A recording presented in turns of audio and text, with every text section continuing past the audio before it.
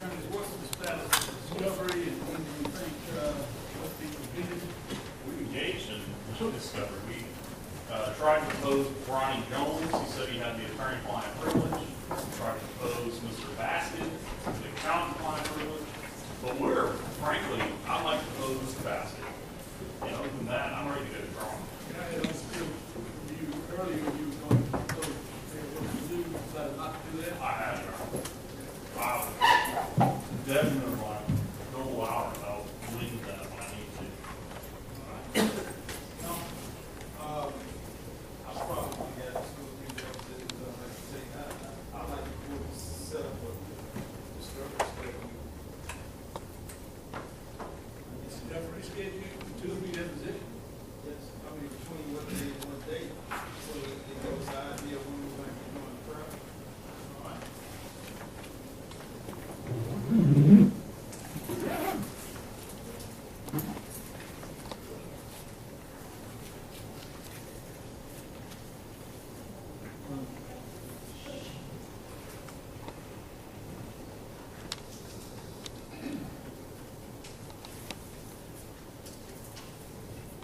I'll just say for Mr. Kendall's benefit, of course, I've got one of my law partners left someone home, and he was nice enough to leave a major prize liability case in his Rolls Royce with me, which is a bank my existence. I've got to be in Indianapolis the first week in November for depositions with 15,000 pages of documents that I'm looking at this world is going. After that, we return on November 6th. And after that, I can make my clients available the next week, defend the depositions Mr. Kendall wants, and we can proceed with all speed to trial, even the end of November or December is fine with us.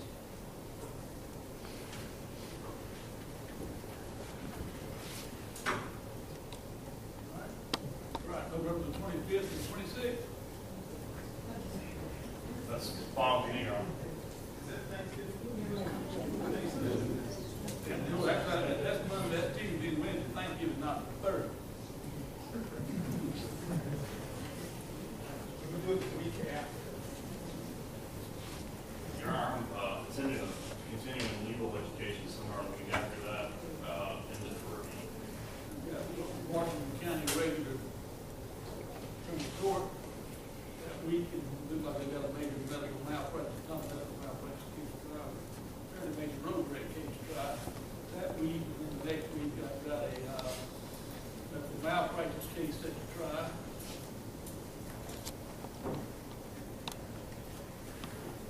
So now we're the second week in December. It'll be the third week of December now.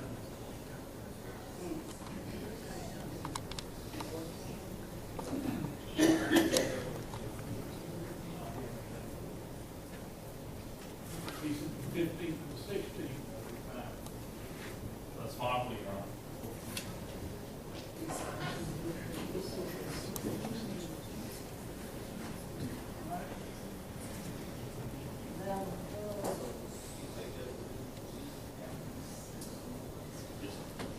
I'm gonna give y'all until,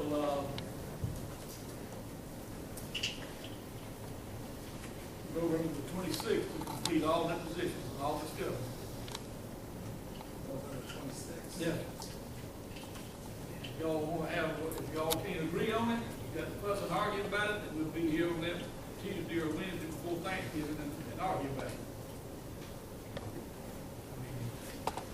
2 days I've got available is the 25th and the 26th. And if y'all have another hearing on discovery, trial date that I've set, we'll just have to hear it on those days. And I'm sorry, if that interferes with anybody's holiday schedule.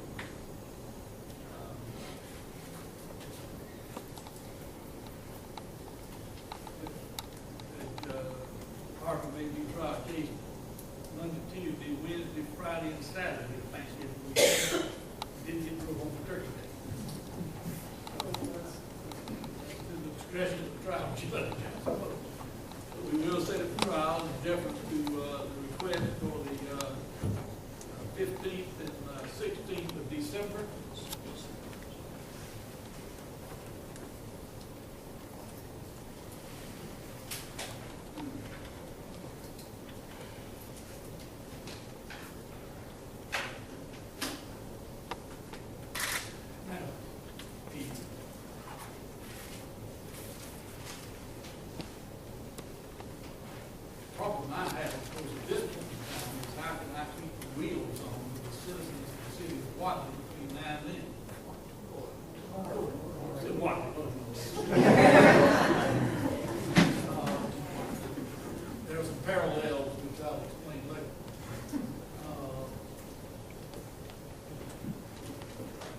city of Washington years ago.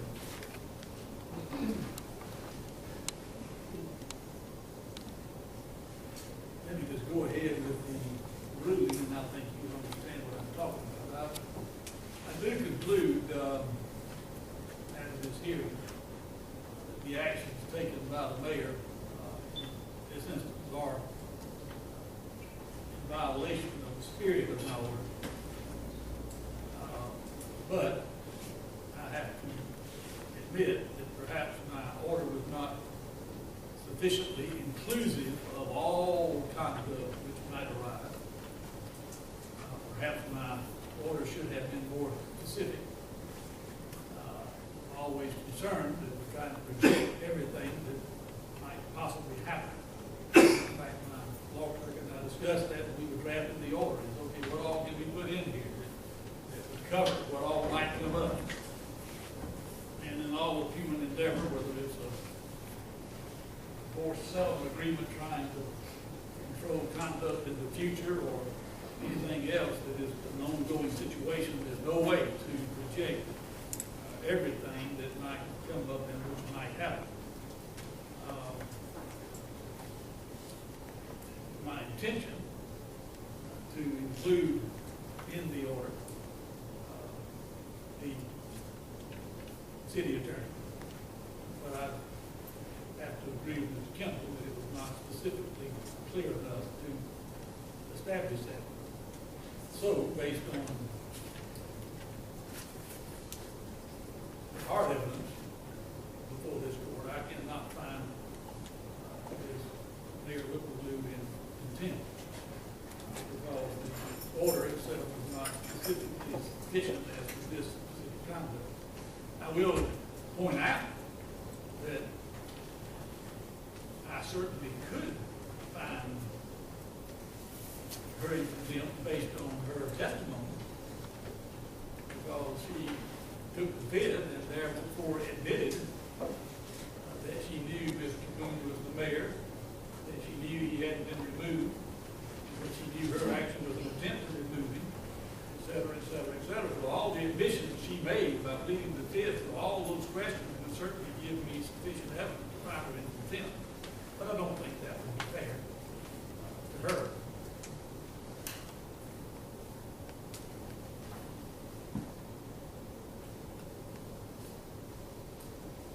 It is really sad that this situation has deteriorated to a level that it has, where an elected official is threatening the profession with an attempt to having disbarred in order to get her way.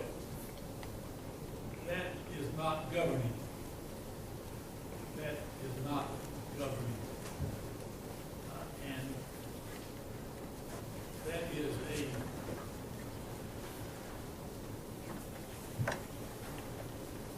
while there are many instances where citizens should report attorneys for misconduct, and indeed for misconduct generally, they should be reported. But it should never be a threat in any legal action.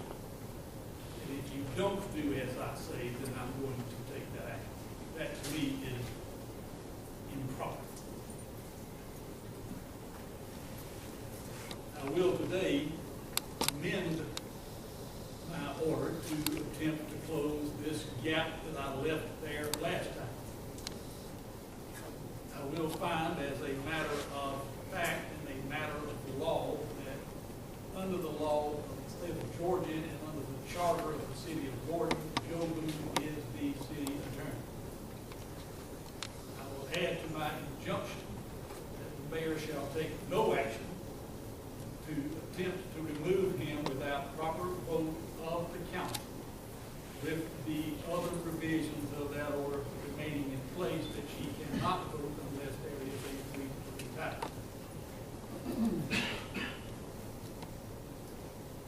I don't know how I can make that more clear, but when I read it on paper, I can see if it needs to be tweaked to be more clear. However, I am painfully fully aware that there is more mischief that can be made between now and December the 15th. There are those who seek to just simply try to find a way around the spirit and word of this order. If that happens, I'll have to try to come back and deal with that.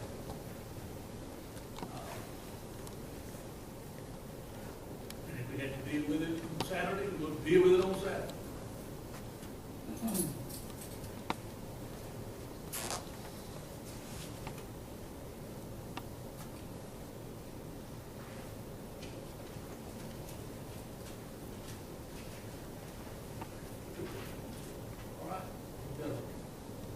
Discovery schedule set, we've got the trial date set. I want to ask right now, I have not reviewed, I don't remember getting any leave of absence from any attorney on this case. Anybody file one with the clerk? I've not been notified of it. I'm not judging. I do have a loop absence, so we know how shortly that it's only covered, you know, 15. So I'm free that week for trial, free for discovery, and we'll be here. Kendall? These dates are good for me. I don't have anything else I'm aware of. These dates I have filed a leave of absence for actually next week. It is 16, 17.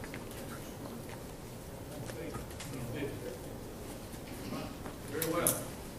With that is said, I will prepare an order granting the motion to Boone not into that position. I'll prepare an order denying the motion concerning the privilege. You may proceed with that deposition. And any others you want to take? Kendall, you can proceed with your deposition. And I will prepare an order denying the motion for contempt, for reasons stated. And I will prepare an order setting this matter down to trial. Y'all think 2 days is going to do it? Sure. All right. Start early and go late. They have to get the plane out of the hangar to get down here early and let them start. All right. My experience is they don't mind. As long as you pay them, they don't mind. All right. Thank you all very much. Thank you, Judge.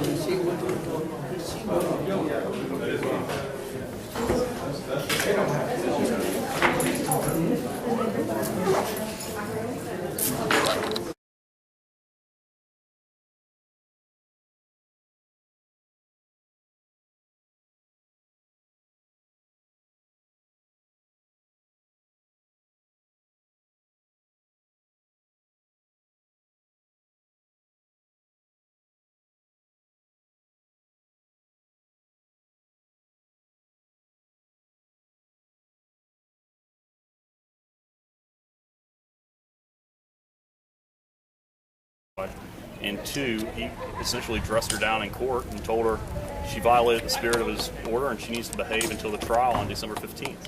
What are those adjustments that he made?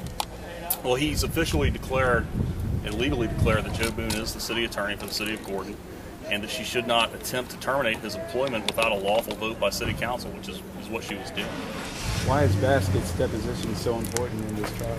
Well, Bill Baskett has made a number of scurrilous and unfounded accusations about Terry Eady and Joe Boone and other members of, and some of the members of City Council. He claims essentially that money's been embezzled or is missing, and he wants the benefit to come to court and testify about some stuff but not other stuff, and he wants the ability to go to a City Council meeting and make really slanderous statements against my clients, but then he doesn't want to be deposed. I think that deposing Mr. Baskett will reveal a lot of the mayor's unlawful conduct. Now, but just to clarify, when you said that Judge Reeves made adjustments to, the guidelines that he wanted Mayor Lue to follow, what adjustments specifically did he make after today?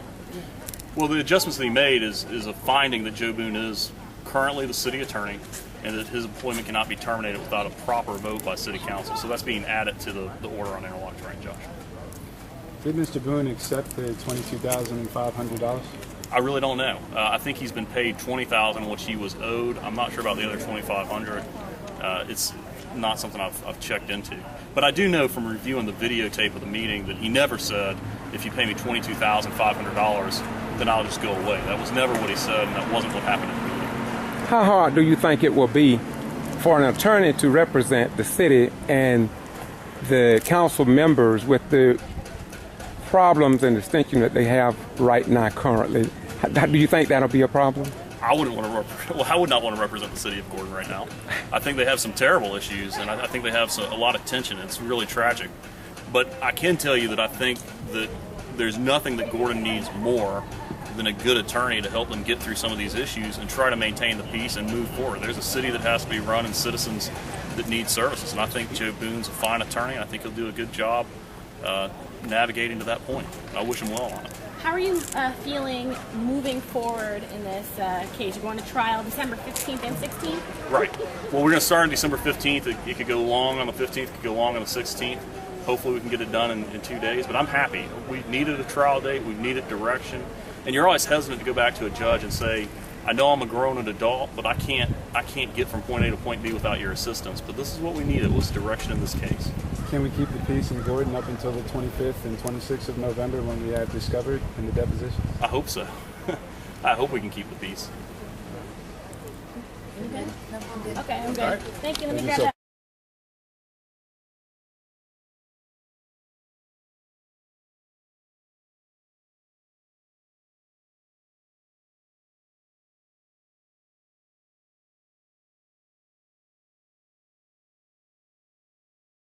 But how can I do it if I'm not given a chance? I'm not given not a chance, a step of a chance. Mr. Mayor, that's been passed around numerous times. Council, they voted, I think it's part of the charter, we go through all that. I think it's no good for you to try to rally the crowd. I think we need to go along with it. No, I'm not trying to rally the crowd. Okay. Well, okay, since this is part of the new business, this is what I'm talking about. This is an amended 2013 budget that wasn't even brought to my attention. I don't know anything about this budget. This budget that I've been given today is like totals that don't jive with the Federal Banking Company, for one. Yes, it was an amended budget on 2013, but 2013, we had gotten a lot of money. We don't have that kind of money. So we asked Mr. Moga to get a statement and get a definite total of what we got in the bank. And is that on here? But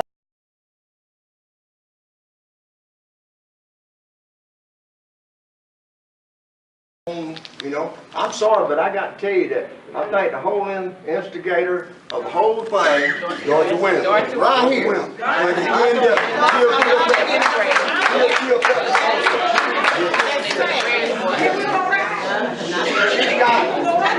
she's got her husband working with the city but what she's doing is she's a conflict of interest when she is trying to protect him and make sure that if somebody don't do what he wants them to do, they get fired. That's the way it goes. It's not right. It's not right. The city has bought rocks from scrubs and spread it in Kilpatrick's churchyard, and there's a washout right there by the drain that needs rocks there, but they put it in her, right in her churchyard, and I feel like that's favoritism. That's bribery. That's bribery. And we can't, and I'll tell y'all something else, we can't afford our police units to be going to coolers and places like that. We don't have money. Their cars need to sit right here, and you know, I still work part-time with Pelham. I have to drive my own personal vehicle. They cut back everybody's up there. And a lot of this stuff going on needs to be monitored. I bet you $100 bill that they don't even know the mileage on it. They don't even keep up with the mileage. They do what they want to do. When we get in our units in the morning, we have to log in, mileage, dates, everything. Well, our radar and all that stuff, log books, we have to keep all that. At the end of the shift, we better have to put down our mileage because it gets checked. If we don't do it, Mayor, this is it. We want to reinstate our chief. We want our chief back.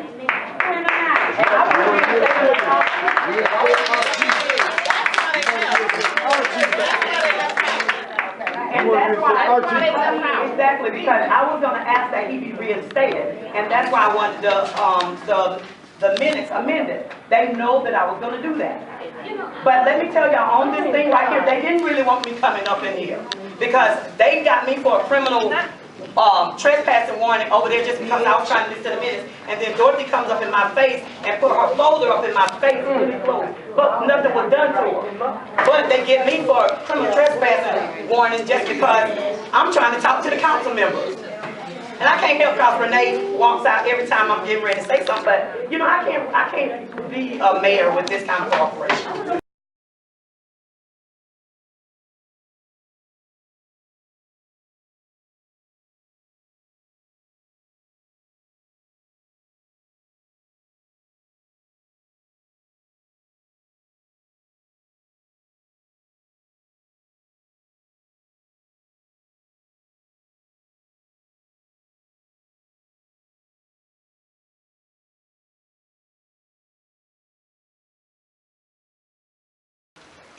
This council person, this is not her first time referring to as black people as niggers. Wait. Now you talking this Councilman Stone? Councilman Stone. Wow. You know. If it's not, excuse me, I got to join you, girl. This thing, I mean, I already know we had problems in other cities. Now this is more of a reason why the governor and the Secretary of State and the Attorney General needs to be here. If not the federal government, right? Because you're dealing with civil rights here. So what else happened other than this incident? Well, she has made the comment, and people have heard her saying that she grew up calling black people niggers. So there's nothing wrong with that, you know. And part of the reason why she's an elected official is because us as black people, some of us did not. I already know we had problems in other cities. Now this is more of a reason why the governor and the Secretary of State and the Attorney General needs to be here. If not the federal government, right? Because you're dealing with civil rights here. So what else happened other than this incident? Well, she has made the comment, and people have heard her saying that she grew up calling black people niggers. So there's nothing wrong with that.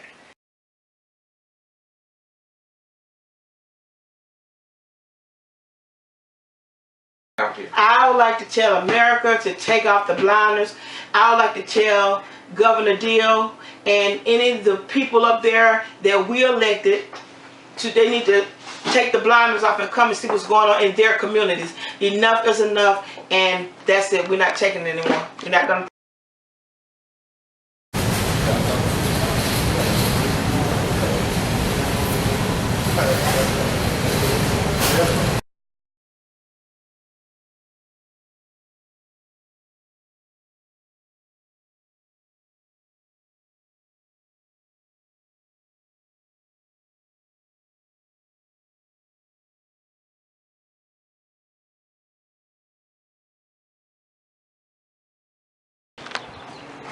And it looks as if though this is the mayor's office, and they seem to be. This is the only place they get right now. And they are changing the lock. Go ahead, brother Tim. What you?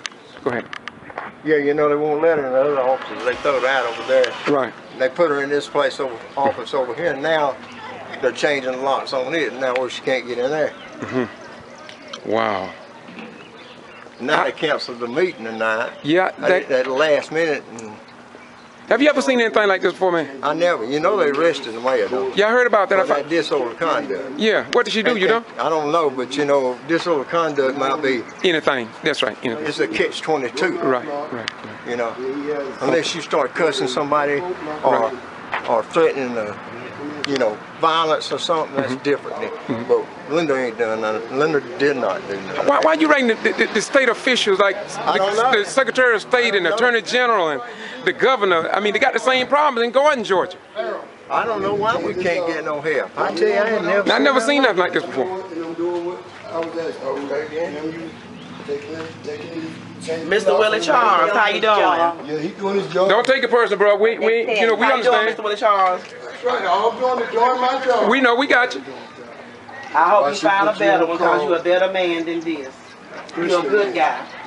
And you need to do that. You need to show you're a good man. You're much better than this, Mr. Willie Charles.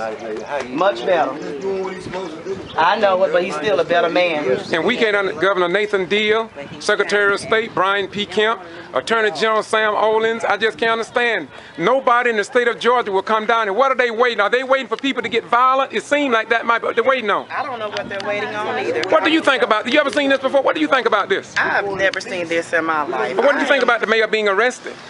I'm shocked. I'm appalled. I'm embarrassed for Megs. I love this place. I mean, this is a good place. And the people here are good. But had you ever seen this before? Never. Never. Never. And I've lived in the city majority of my life, and I still haven't seen it. Still haven't seen it. I'm very embarrassed for Megs. I'm embarrassed at the personnel, the people, and how they're putting people in bad positions. Thank you very much. You're welcome.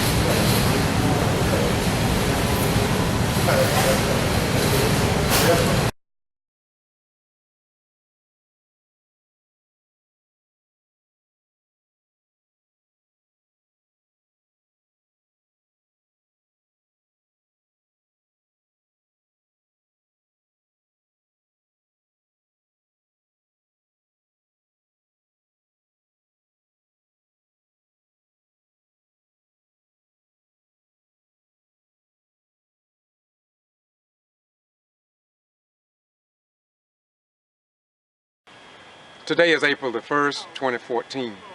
I'm George Boston Rhymes. I just left America's Georgia, Colonial Farms, and I decided to come to Dawson, Georgia, wherein the mayor, what's his name? Chris Wright. Chris Wright. And while riding through town here, I found an individual, I think he lives next to the mayor. And will you tell me what happened on that night? Because it seemed as if all we get down here in South Georgia is snippets and things of that nature the night when the mayor was shot. What happened? I cannot tell you. What was your name, first of all? Pastor Moore. Pastor? Oh, you're a pastor? Okay. Pastor. Okay. All right, what happened as far as you know? As far as I know, this is what I heard.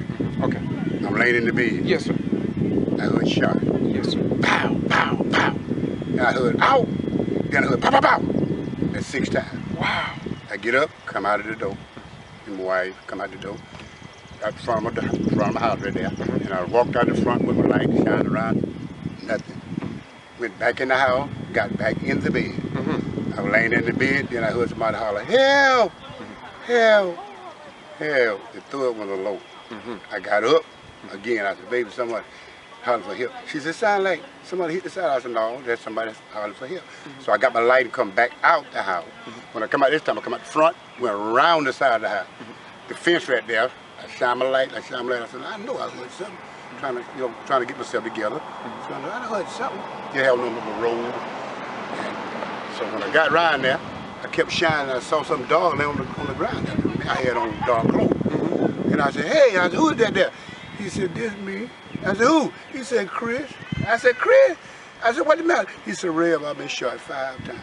And that's what he said. He said that then? He said it then. Okay. And I was on this side of the fence, so I run around to that side of the fence where he was. And I kneel over him. So when I kneel over him, I turn him up. When I turn him up, blood was gushing out of him. From here, down, running down.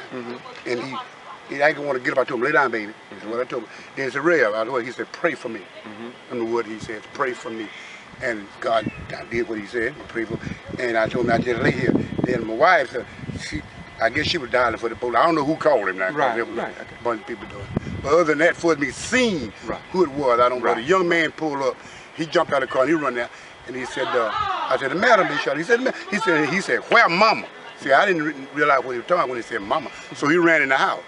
Once he ran in the house, and that left me there. Then the ambulance came and they come around there and hubble over me, and try to assist him and get him up. And once that was over with, we all got him up. But I helped pick him up and put him on the stretcher. And once that got stretched, they put him in. And that was it. That was it. Well, you mentioned the mother. How was the mother? What happened? Well, I did go in the house. Okay. And when I went in the house, I seen the mother. She had a bra. nothing else, a bra, pair of short pants. And she was like, been roughed up, you know. Roughed up? Yeah, that's what it looked like to me, it been roughed up. She, you know, and then the police told me, said, well, we got to solve a case. I said, well, I'm a neighbor. You know, I just kind of see what's going on, so I turn around and come on back out.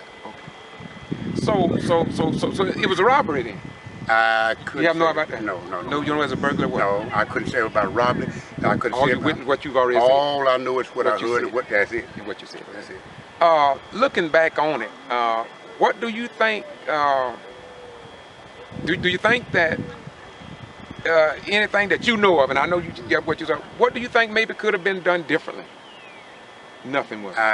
You don't see nothing. I couldn't comment on that. You couldn't say nothing. No, because all I go back to what actually happened. What actually happened. I know of. Okay. Anything else, who was here, who come over here, I couldn't hear anything like that. Well, one thing I would like to ask you, and then we'll be through with this, is that once did news media come over? Any news media come that night or look on anything? Or? Some of it happened. I'm not sure who all come over that night. What about the next day? Was you interviewed? Well, I was interviewed, but they didn't ever show it. Okay. Over on Channel 10, I believe. Okay, so you was interviewed, but it just never, interviewed the way, you know. And you was in my way. Yeah, and you was here, and you actually saw what happened. But I heard what happened. I mean, you heard what happened, and you did see him on the sound. You saw. And yet, but somebody chose. I'm the one that picked him up and put him on. Right. The stretcher. Right. Okay, look here. What's your name again, my beautiful pastor? Pastor Joseph Moore. What church you pastor, brother? Mount Zion Baptist Church, Brownwood, Georgia. Thank you so much, my beautiful brother, and thank you for having the courage to stand up and say something, because as I travel South Georgia and Southeast Georgia, I find a lot of people won't talk, and I want you to know I appreciate that very much. Thank you so much. Peace be unto you, brother. Likewise, peace. Once again, this is the Ghetto Free Press, George Boston Rhines, and as you know, I have a 500,000 views, and the 500,000 views come about because of people like you and people like this, who refuse to sit back and let valuable news just go down the drain as if though a tree falls in the forest, and then they tell us the tree never fell, and our children are sitting under the tree, and we lived in the forest for so long. We know it's there, and so that's what we do. Our goal is to keep you informed. Just remember, education will save us, but ignorance will destroy us. Bye-bye, we're gone. Thank you. All right. Again, the whole time you can look right at Malcolm. Can you please say and spell your first and last name and your official title? I'm Joe Boone. I'm the city attorney for the city of Gordon, Georgia. How are you feeling about everything that's going on, you know, as with the questions to your employment? Well, it's somewhat dismaying that the city's had to go through this. But, I think finally today the judge definitely confirmed what I had been trying to tell the mayor and council for the last 6 or 8 months. And that is? That I am the city attorney, and that the purported vote to terminate me was not valid. Why do you think there's been so many attempts by the mayor to recuse you from that position? I have no idea. I mean, I started out last December with the mayor offering to offer my assistance anything she needed help with. I met with her on many occasions, with the council members on occasions, in a transition type mode to acclimate them to open meetings, open records laws. In fact, you heard some of the testimony was that the mayor reprimanded the city clerk for not issuing a check to Mr. Basket. And in the reprimand, she reminded the city clerk, the mayor did, that Joe Boone is the city attorney. Did you get that 22,000? Correct me if I'm wrong. 22,500. Did you get that from the city? No, it was approximately 20,000. That was see, the meeting was in May. I think that was for work that had started in January or February. I just never had gotten paid for because of the issues with the council. There was a discussion about the transition fee, which I never sent a bill for and I never got paid for, because in the interim there, the mayor was suspended, and I realized that the judge confirmed, I think, her vote was illegal, therefore I was not terminated. So you never received the $20,000? No, I got $20,000 for fees that had already accrued prior to May 21st. I did not receive, nor did I charge a $2,500 transition fee, and that was never paid. Did you ever state in that meeting that if a vote was made to terminate you from that position, and if you had received that money, that you would step down as the city attorney? If there was a lawful vote of four council members, I serve at the pleasure of council. And I told them that night, I don't own this job. If y'all want me gone, it takes 4 votes and I'm out of here. Attorney Boone, that's what the charter provides. Attorney Boone, what do you think you can do? I hope to ask the mayor the same question. What can you do to possibly lessen the tension and the hostilities that exist in the council? Can you do anything? What do you think you can do? I wish I knew right now. I'm willing to try anything. We've had meetings about the EEOC matters, which I can't go into, obviously. Try to talk about things. I'm available at any time, any place to work with anybody. I mean, I'm just saddened by what's going on. In the charter, it states that the mayor cannot fire a city attorney without due process. Is your job technically a city employee? No, sir. And city attorney has no due process rights. I serve at the pleasure of the council. The city attorney does. They want me gone. They can hire me today and terminate me tomorrow. I accept that, as long as it's a valid legal vote of 4 members of council, as required by the charter. That's all I've said all along. Is that regardless of who you are, who you think you are, you're still bound by the charter. I can't change that. All I can do is abide by it. And all the council and the mayor can do is abide by it. They're under a legal obligation to do so. I'm good. You guys good? Thank you. Thank you very much. Thank y'all.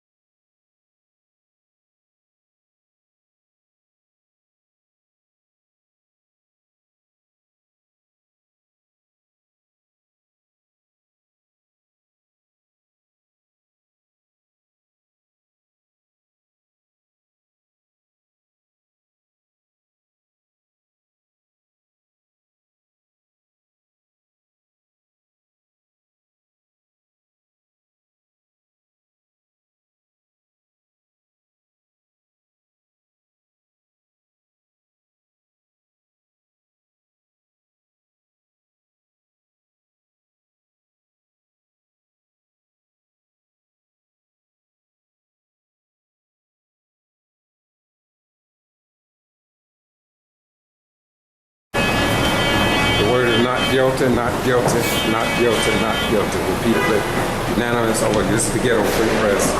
We are reporting what others ignore. The newspapers chose not to come, but we are here because we do believe that you have a right to know. And we are back in the courtroom. This is where it all took place. And once again, this is the Ghetto Free Press. And I want to thank the judge, you can see Maxwell. They all are rejoicing. And of course, thank you for a job well done, Chair. Thank you so much. Congratulations. Thank you, sir. Yes. This is Judge Gary C. McCorvey, Secretary, Clerk of the Court. Once again, this is not guilty. The people are rejoicing. And this is a beautiful day, and I believe that this is perhaps the best day of our democracy. This is Judge Gary C. McCormick. I think he done a good job. I really do. Once again, we must thank Shaveen King. We must also thank Mr. Dennard for doing an outstanding job all the way. The NAACP has been here all the way. This is, of course, Lula Smart. All that she has been through. She violated no law. And if they had not stood their grounds, if they had plea bargained, we wouldn't have had this day. This case just may set a precedent here in Georgia and in the United States of America. This is a very high day, and we just hope that some conclusion can come to the other people that have been charged in what we believe was either a conspiracy or retaliation for Black African Americans dominating the Brooks County School Board of Education. This is the mother right here. And we want to thank you. Oh my God. God bless you. God bless you. God bless you. God bless you. That's Diane Thomas. You wanted to quit with 10 plus 2. That's what I'm saying. We're so thankful. So thankful. How you doing today? What do you want to say about it? Oh, I just thank God. Thank God for this day that we've been waiting on for 4 years. I just thank God that justice was done. Thank you so much. Thank you so much. We can see that this is a very high point. Look at the young lady here. She's rejoicing. Excuse me. Lula Smart. It's a wonderful opportunity. You may not understand this, but you don't have to see when people are innocent, and when they hear people lie on the stand, they say that she dropped ballots in a box. She said she didn't. She said that Amy Braswell, the special agent of G.B.R, did not put the tape recorder on her desk as she testified under oath. Mr. Boone testified that she put bundles of ballots in the drop boxes outside of the post office. Apparently the jury just did not buy it. We also have the one pastor that have been all the way, hugging Diane Thomas. He marched with us. He protested with us. He cried with us. He wept with us. He wept with the Whitman team all the way. This is a high day, and what is most embarrassing? There's not one TV station, no news media, no newspaper, no radio station to record this historic event. This is what Black African Americans must go through. Not to mention Secretary of State ignoring public meetings wherein all of this was brought up. The rejoicing. She praising God because she is a Christian. She is nothing what they claim her to be. She just praising God. Listen.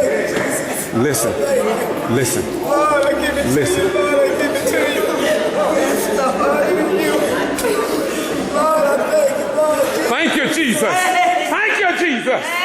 Praise his holy name. He's worthy to be praised. Thank you, Jesus. Thank you, Jesus. Thank you, Jesus. Thank you. Thank you, Jesus. Thank you, Jesus. Thank you, Jesus. Thank you, Jesus. Yes, Lord. Thank you, Jesus. Thank you, Jesus. Thank you, Jesus. Praise his holy name. He's worthy to be praised. Thank you, Jesus.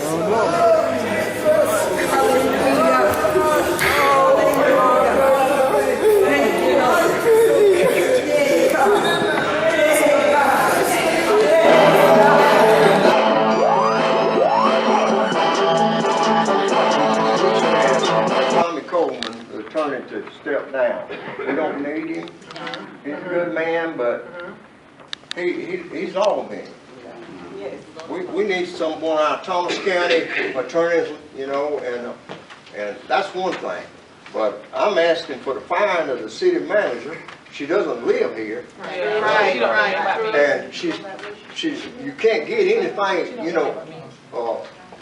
I got a secretary that's doing several Open Records Act under Georgia that I'm going to give her, and we're going to see where she's going to go from there. But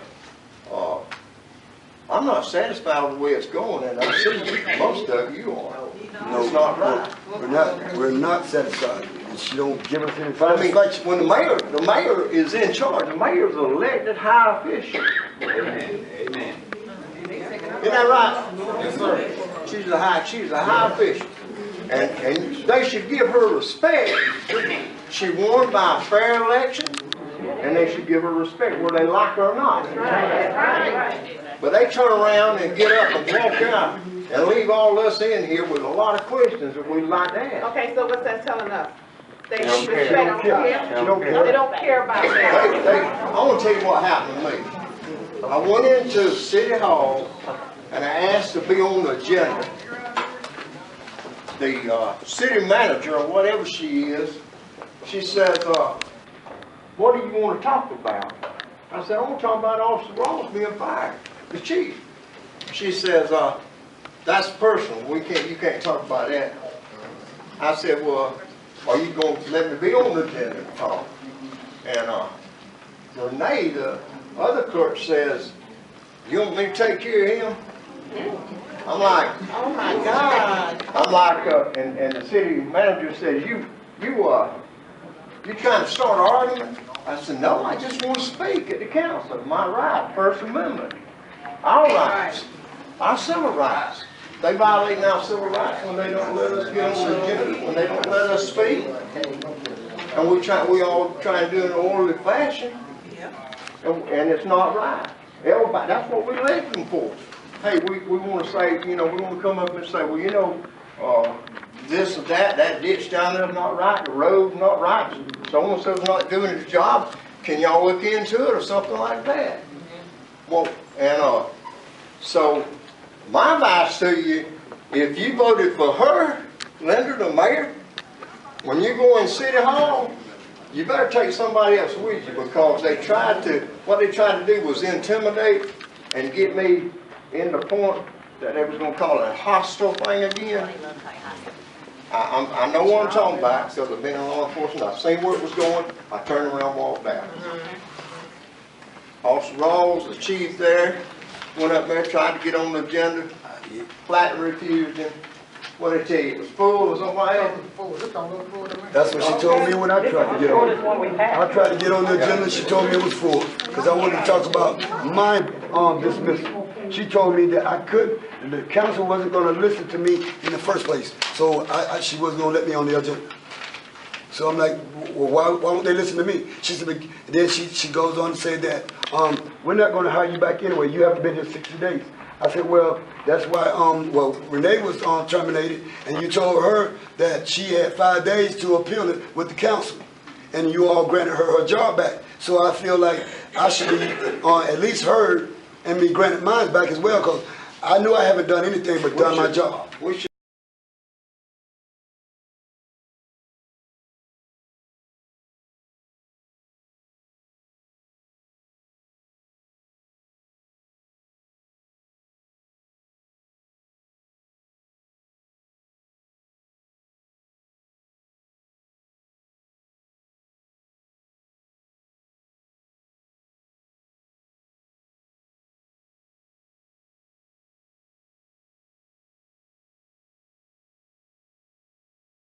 This is the Ghetto Free Press, and I'm George Boston Rhymes out of Valdosta, but I'm in Meg, Georgia.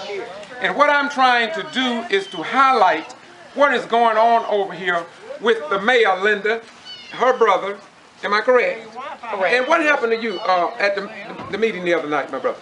Well, I just asked a question, and at the time I asked a question, 5 minutes later, I laughed, and then the police come start kicking me out of the meeting. Okay.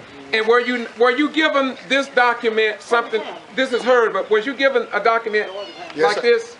I was gave a document just like this. Okay, and is it not labeled at the top, Meg's Police Department and subparagraph trespass warning? Yes. Okay, hold your point right there. Did you receive one of these as well? Yes, I did. When was yours issued? Mine was issued about 3 o'clock that afternoon, well, actually about 1 o'clock that afternoon. After I went in, looking at the bills just like the other council members were doing, but I gave the council member time to look at the bills, and I was questioning the Councilman LaVon Gassett about the training that we were in, and they tried to trigger me and make me raise my voice. I guess I have to speak with a soft tone at all times, or either they'll consider it hostile. So what did this piece of paper mean to you? What restrictions did it place on you? They told me that I couldn't come to 2013 or 1006 East Depot Street, and that's the city hall. So this, if it's legal, then this is the legal document that would accompany your trespass warning. Am I correct? Yes. If this restricted you, would not this be the document that restricted you? Yes. And did they let you back in the meeting, or did they tell you that you could not go back in the meeting? They told me okay, that means that if I went on city property, I'll be arrested for violating the trespass. Thank you very much. Now, I am in Meigs, Georgia. I am from Valdosta, but I am in the state of Georgia, and I am in the United States of America in God's world. Now, you have just heard what they said. Did you not? Secretary of State Brian P. Kemp, Georgia Attorney General, the state of Governor Nathan Deal, Eric Holder of the Justice Department. Did you not just hear him and her? Now, if you heard them, have I not been saying to you all for over 300 days that the Lowndes County Sheriff Prine put me under a criminal trespass? Yet they didn't give me this form. They didn't give me nothing look like this form. They didn't give me a damn thing. And I have said to you all over and over again that as a retired military veteran, it is disgraceful to all active duty members that wear the uniform. And if they did this to me because I recorded what I record and following the death of Kendrick Johnson at Lowndes County High School, which I'm going to continue to record, why haven't somebody said something to me about my constitutional rights being denied? Not in Russia, not in China, not in Afghanistan or Pakistan or any other third world communist nation. But let me say one other thing before I close. Now, do you all believe me?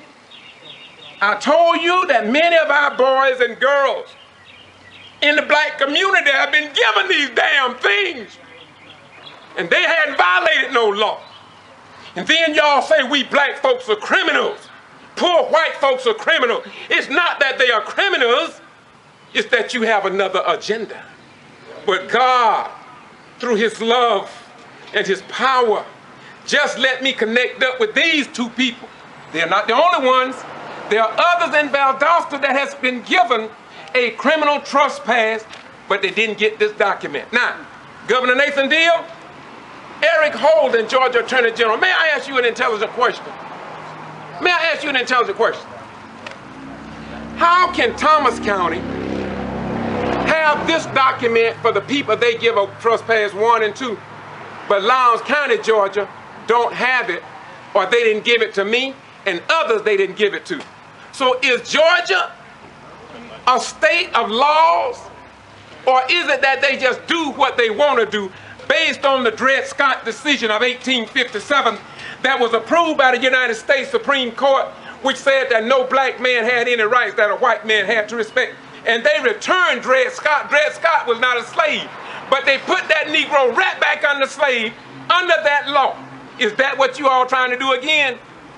Oh, it's not going to work. Look here, we in Meigs, Georgia. The battle had just begun. I just got out of meeting. I was called over here, and here I am.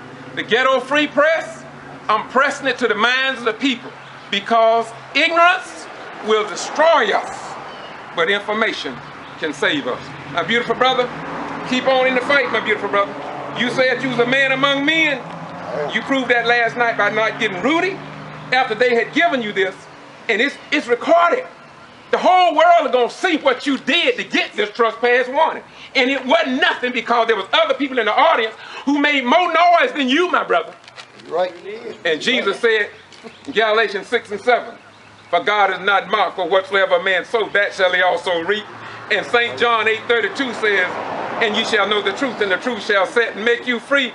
Keep living truth, brother. You'll be set free. And without truth, there can be no freedom. My beautiful mayor, my beautiful black angel, God bless you. Thank you so much.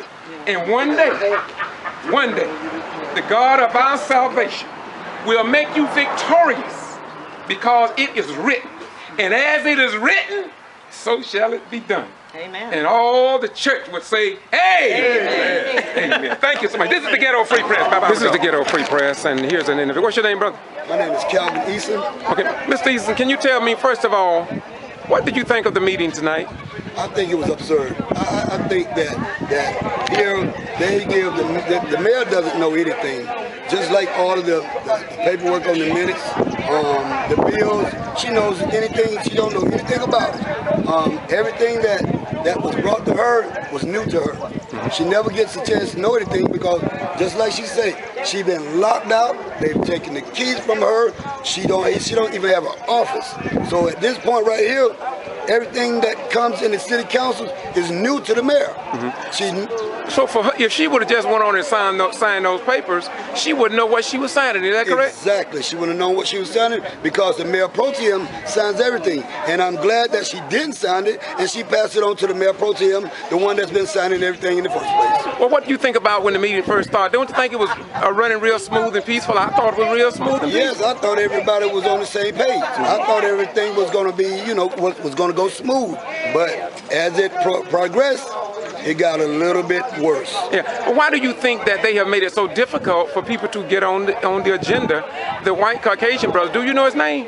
Yes, Jimmy Layden. Jimmy Layden seemed like he have done everything he could, and so they only give you 3 minutes to speak. I'm glad the mayor decided to give him more time. But what does that say about our form of government in the state of Georgia? It seems like they don't want to hear from us, or what? Our form of government needs to be revised. Just like Jimmy Layden was saying that he need more than 10 minutes. It takes 10 minutes to introduce yourself. We all need a chance to speak and be heard. Now, at this point, we're not being heard because we have the city administrator, whatever she proclaims to be. She doesn't give us a chance. Well, excuse me, but why do you think that the city attorney don't step in and at least give some kind of guidance or instructions? Why you reckon that? Well, he's not the city attorney. Oh, okay. He's one of the colleagues, someone that the city attorney sends in. We haven't seen the city attorney but once since the mayor has been sworn in. Okay, when I looked across the street, I see a group of people over there, and those are elected officials, I believe. And should not they be over here with the people? Why are they in a group over there? It seems like all the people that was in opposition of the mayor is over there. The citizens are over here. Why do you reckon that is? Because they're against the mayor and they're against the citizens that put the mayor in the position as mayor. Now, I was up here earlier last week when I came to the other council meeting. And although no one seemed to address that this meeting was rescheduled, I don't even know if the mayor knew that the other meeting had been rescheduled. But now I also found out she was arrested last Saturday. And do you know why she was arrested the other Saturday? Well, she had gone in to ask to see some of the records. And the lady, for some reason, told her that she shouldn't be back there behind the counter. And she said that she, as the mayor, she should be able to see some of the records or to be able to go into the room where the records are. The lady said that she couldn't. Okay, and she wanted to use the car to go to a meeting, and they said that she couldn't, but some of the councils can use the car. The police officers use the car to go back and forth home and to work, because at one meeting they said that the police officers can't take the police cruisers home.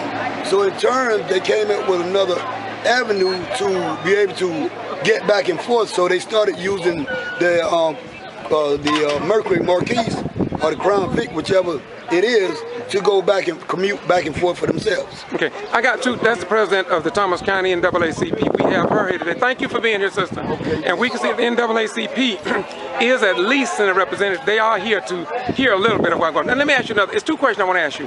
Number one, you said something about you being, who was arrested out here? Something you said about out here, y'all were doing something. What, you explain that for me? My brother and I was sitting right here, which is 111. This is the street. Okay. My brother was parked right here on his work trike. I came from work, I pulled up right here behind him. My sister was talking to one of the citizens on the other side of the street. When you say your sister, who's that? The mayor. The mayor, okay, all right, go ahead. Thank you. The post office is right there. I was going to go to the post office and retrieve our mail. Yes, sir. We all has the same post office box. Yes. But once I seen her with the mail in her hand, I continued to speak with my brother. Yes. And what's his name? Edward Easton. Has he ever been in any trouble with law enforcement before? No, not something serious, you know. I'm not with the city or nothing? No kind of problem. Okay, go ahead. And while we were sitting here, we seen the city, what you call her, the administrator, or whatever she. What's her name? You know her name? Marsha DeMoka. Okay. And her and Willie Charles Williams pulls up. He gets out the truck and he opens the door so she can go in. 3 minutes later, the police officer Drew came around. He went inside. So at that point, my brother and I was still standing there. Sister came up, gave me my mail. We talked for a few seconds, and then he left. I left. My sister left. Friday afternoon, I got off from work and I was washing my truck. I heard my brother says that she got a warrant for my arrest. So I'm like, I know that is not what I just heard.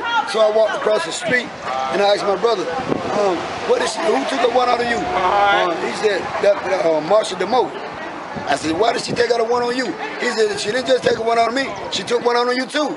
So I'm like, for what? And so he commenced to telling me this criminal trespassing and what have you, and we need to turn ourselves in at least about 10 o'clock.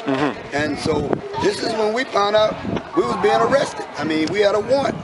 So you were arrested? Yes. Well, who was this man arrested at one of the public meetings? Who was he? There was somebody that escorted out of the meeting a few weeks ago. Who was he? That was my brother. That was Edward Easton. And they're saying that he can't come into the council meeting because he would be trespassing. So you're saying that he have been denied the right to attend a public meeting? Have they discontinued where he don't have to pay taxes anymore? No. He still pay taxes? Pay taxes. And this lady, Marsha DeMoka, doesn't even live here. My sister. I hear that a lot. Wait a minute. I hear that a lot. Now, what you mean by she don't live here? Marsha DeMoka, which is the city clerk and city administrator, which the councils awarded her all the mayor's administrative powers, which they say that that's something that she can do. Okay, I don't see how that the mayor can hire someone and can't fire them. Okay, and on top of that, now that since she's hired her, they turned their back on her. Okay. And go ahead. And now they are terrorizing her.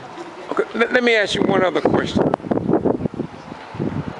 Do you see an end of the tunnel for all of this?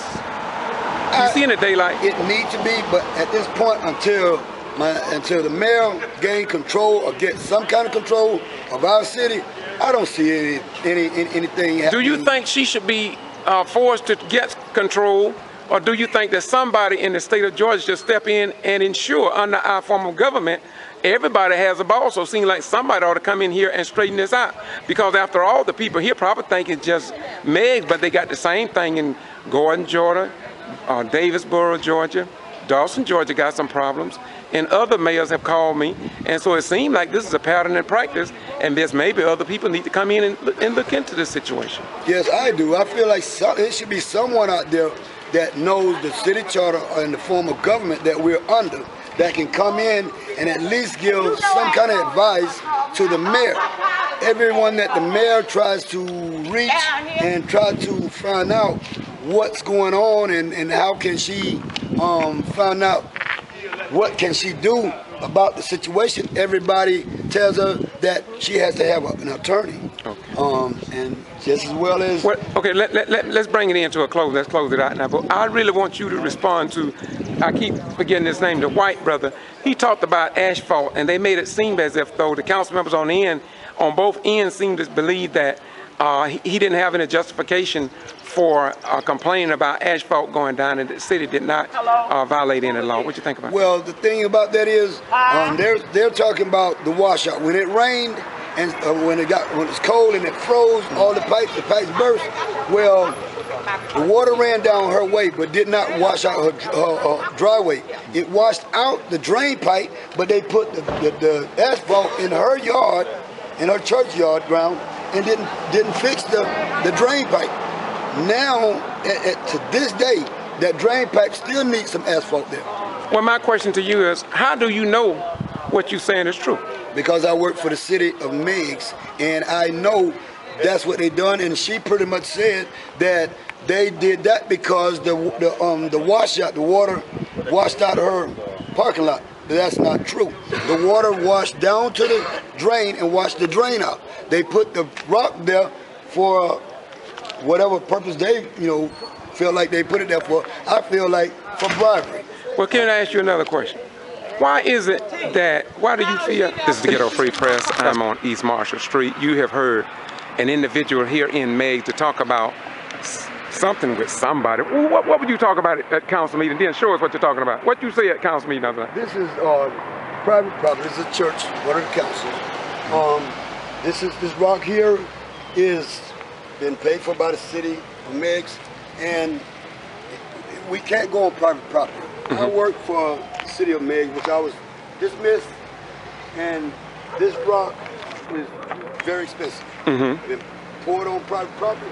Here's the drain where it should have been poured, but they didn't pour it on the hole that it should have been in. This is a washout. It's not a washout, it's private property. Should have never gone there. And this is something that I feel like is bribery. I feel like they've done this to vote against my sister, which is the mayor. And what's her name again? Linda Harris is the mayor. And this is something that we can't do. Can't go on private property. Well, this is not the city manager's church, is it? This is one of the council members. Oh, this is a council member church. And is that the name of the church right there I'm looking at? Is that the name of the church? Yes, Church Unusual. So you think that may be a conflict of interest? It may make people act a certain way and vote a certain way? Very much so. Very much so. And she told Madam Mayor that if the council vote one way, then she's going to have to vote that way also. All right, and what's your name again, my brother? My name is Calvin Eason, and I work for the city of Meigs, but I was terminated by Marsha DeMoga, which now is the city manager / whatever she call herself to be. All right, thank you very much. And you say this is pretty near, what company did this come from? Scrubs Construction. Scrubs Construction, okay. Thank you very much, thank you very much, thank you very much, thank you. What's his name? His name is Willie McNeil. This is Church Cairo's parking lot. This goes into this church, and this is a private property also. I can't stand on private property. Right. Okay. This is private property, and this is something that, like I said, we can't do this. It was all paid for by the city. You mean this was paid for by the city? This was paid for by the city. The rock was paid for by the city of Meigs, as well as the other rock placed on private property. We as employees not supposed to go on private property, and especially putting the equipment on private property just in case there's something that's been damaged, then the city would be liable. Yeah. This is Church Cairo, and he was a city council, but being the corruption that was going on, he resigned, which was the right thing to do as a minister. Just like I said, the previous minister that you just filmed her church, she's still on the council. And a lot of bribery going on. He has nothing to do with it, but just stating this is something that goes on. Okay, so there's a great possibility, as one citizen said, that the ultimate goal probably is to finish paving all of it like this, what you say? Exactly. Yeah. Yes. Another thing too, when I was down there, I don't know if you noticed or not, but some members, they may be having church or something, but they was also recording us. You saw that, right? No, I didn't. No, they recorded us. So I just want to be on. Yeah. Yeah, they was recording us, and I told them that it's okay to record us because all we doing is reporting the truth for anybody to come out here and see. So we have nothing to hide. Wouldn't you agree? I agree. Look at my beautiful brother. Take care of yourself. I'm on my way. It's on you, brother. What's up? Peace. Here we are again. More of the taxpayers' money is being dispersed on private property, which we don't supposed to be putting gravel on private property, spending the city and the taxpayers' money. This gravel that we got, two churches that we was talking on earlier, last month or this month. But this is something that the city can't do, and this is what I call bribery. The guy that owns this he's very prejudiced. When you say prejudice, what do you mean? He's prejudiced, and the only thing he wants is the blacks to live in his place and collect the money. They don't care about them. They don't care how this place has been on caretaker. But this gravel here is some of the same gravel that the city paid for the churches. Okay. And all of this is bribe. Okay. Thank you very much. What's your name again, brother? Calvin Eason. Thank you, brother, man. Okay, thank you.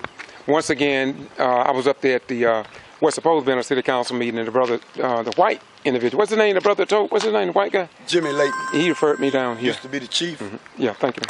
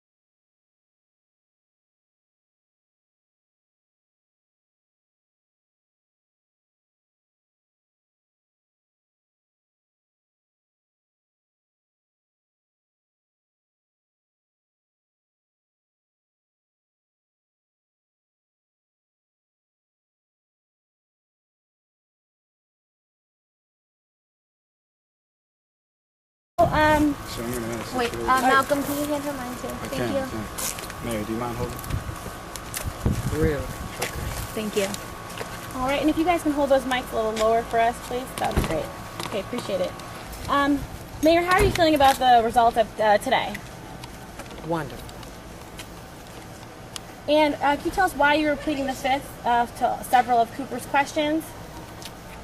I plead the fifth again, but due to the advice of counsel. What would you like to see take place going forward?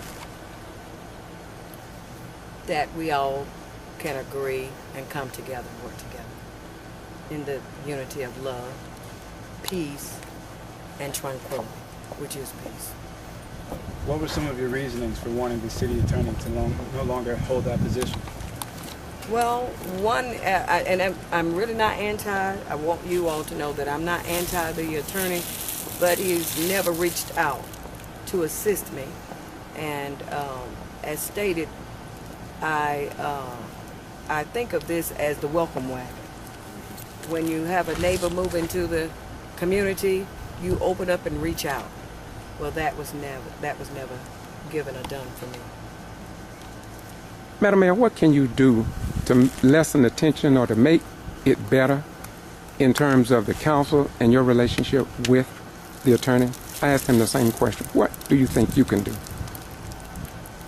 In order to make things better, there's got to be an agreement to come together just to have dialogue, just to sit down and talk, be able to communicate what's expected of him and what he expects from me. We've got to be able to have dialogue and be willing to work together. The opposing lawyers. And I'd like to say, it's not like he didn't know me. He was our school board attorney when I was on the Board of Education. The lawyers on the other side stated today that you have gone against what the courts have asked you to do several times in the past.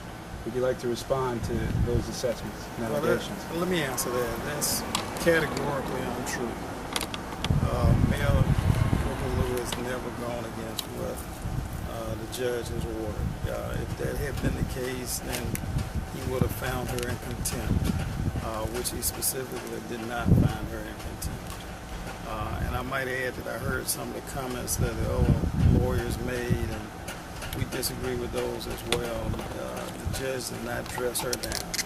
These are overzealous lawyers seeking to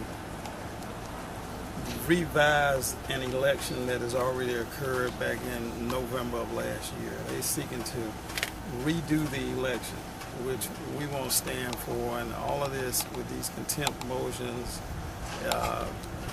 these injunctions, TRO motions, these are all things that they have invented to try to suppress the vote that was made back last year, which elected Mayor Lue as the mayor of the city of Gordon. Some people have not made their peace with that, and that's what this is all about. This is all about trying to reverse the election. There's an African-American female that is the mayor of Gordon for the first time in history, and a lot of people can't deal with that, pure and simple. And that's what this is all about. Let's be clear about that. There's no reason or rhyme for what we're going through here other than the fact that some people can't deal with the fact that you have for the first time in history an African-American female that's the mayor of this particular town. We're going to call it for what it is from now, and that is what it is.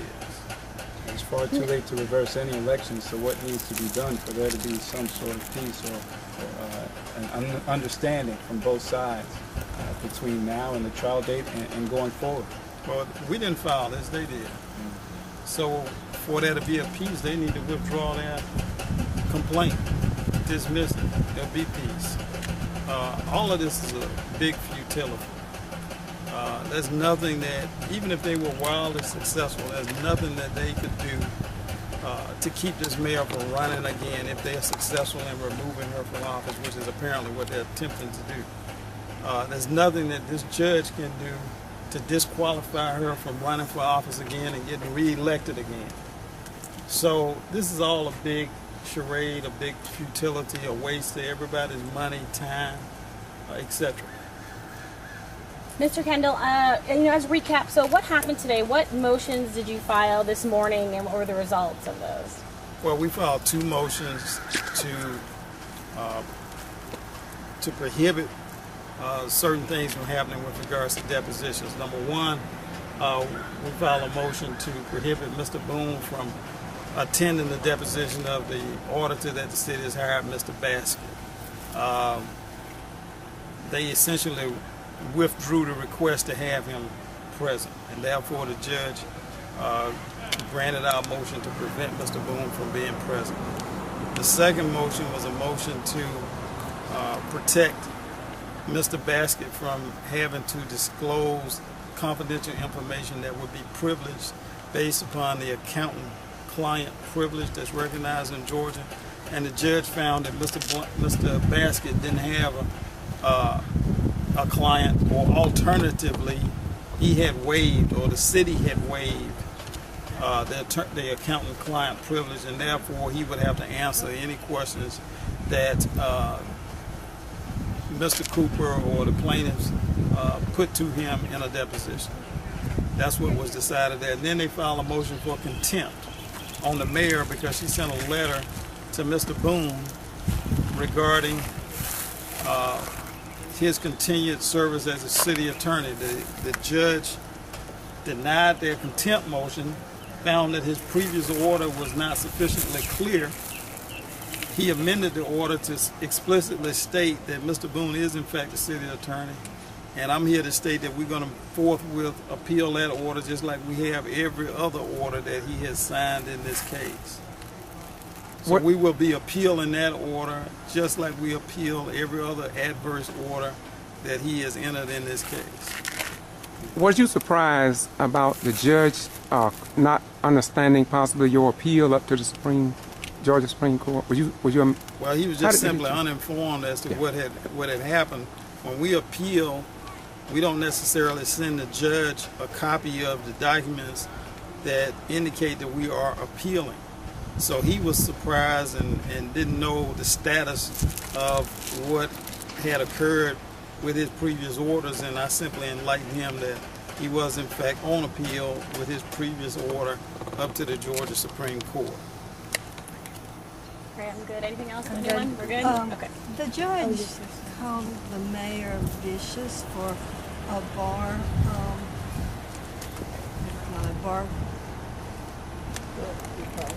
I don't know what bar complaint. Bar complaint against Boone, but yet who filed the criminal contempt against the mayor, and isn't that not vicious also? Well, it was not only vicious, but it was frivolous. There was no way that the judge could have found her in contempt of that order based on the fact that she sent Mr. Boone a letter basically clarifying his status as not being the attorney for the city. So we always felt that it was frivolous, had no basis in law or in fact, and it was just another in a series of attempts, as is this entire litigation, to redo the election which took place, which elected this woman as the mayor of the city of Gordon. And who filed that criminal contempt? The plaintiffs did, Edie and all the rest of the plaintiffs. Does anybody know how many people are in the concerned citizens group? No, I don't. That didn't seem to know either. Sorry, I'm just going to grab this. I apologize. And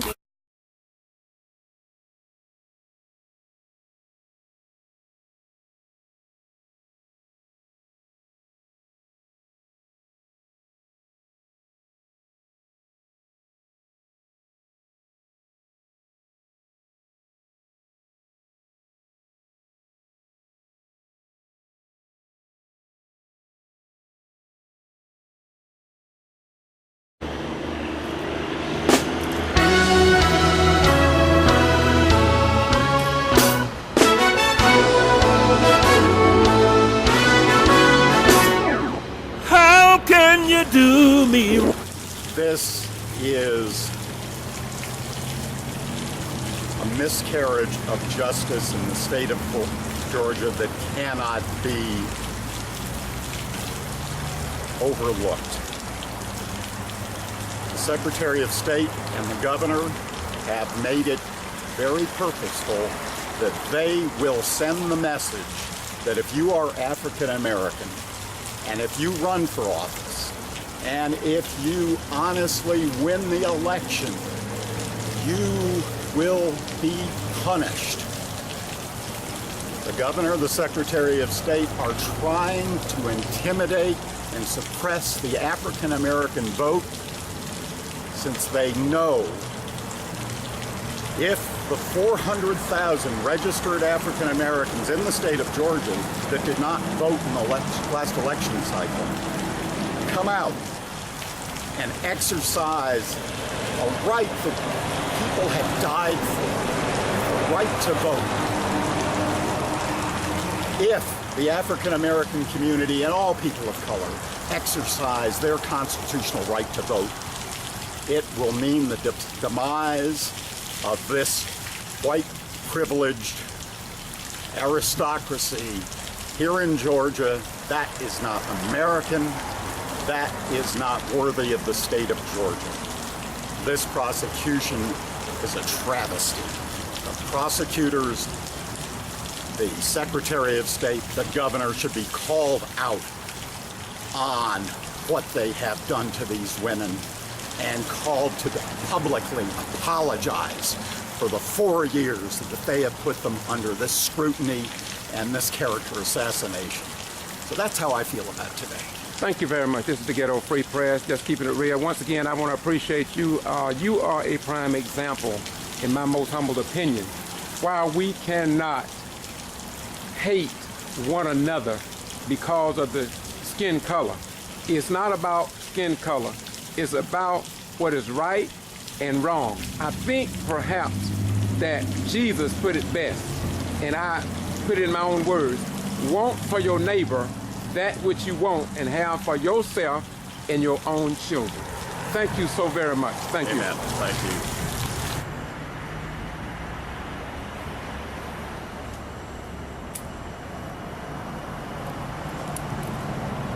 you. We want to thank Shaveen King and Miss Simmons out of Atlanta for taking on and carrying on the civil rights movement. Thank you for everything you're doing. Once again, the Ghetto Free Press. Bye-bye. New business. As I stated, I want to amend the new business on the agenda. I'll make a motion to amend it.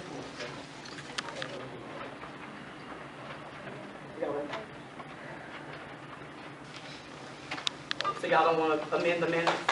Oh, no. What's my motion? I want to amend the minutes, the new business, because everything wasn't added. And I want to offer Officer Rawls a chance to approach the council about his termination. And also, there were some things, I had nothing to do, being the mayor, I had nothing to do with this agenda. I have no say-so in anything. So I want to amend the agenda with the new business so that I can have my say-so to the council, because whenever I go to the office to speak with Ms. DeMoga or any of the office staff, is that I'm hostile. I can't take care of business without Ms. Williams being up there. Like today, I've just been served a trespassing warning. It says on here that I can't even go to the city hall anymore, but it has this address as well. So had they had their way, I wouldn't have been in here either, I guess.